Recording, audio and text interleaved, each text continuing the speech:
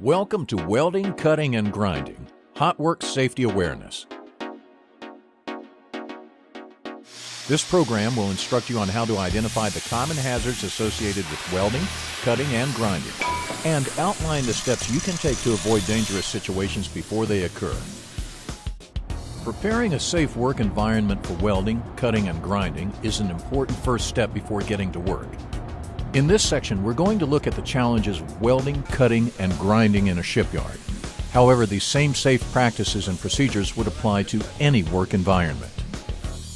No matter where you work, you need to be aware of a few specific requirements designed to keep you and your coworkers safe. An additional measure for preparing a safe work area for hot work is to inspect the actual piece you will be working on for any unknown coating.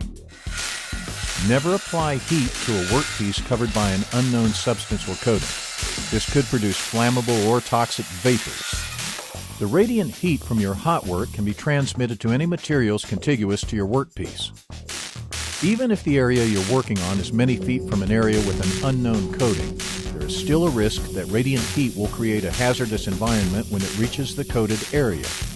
Likewise, after completing a welding job, the material should be marked hot or posted with a warning sign to caution other employees.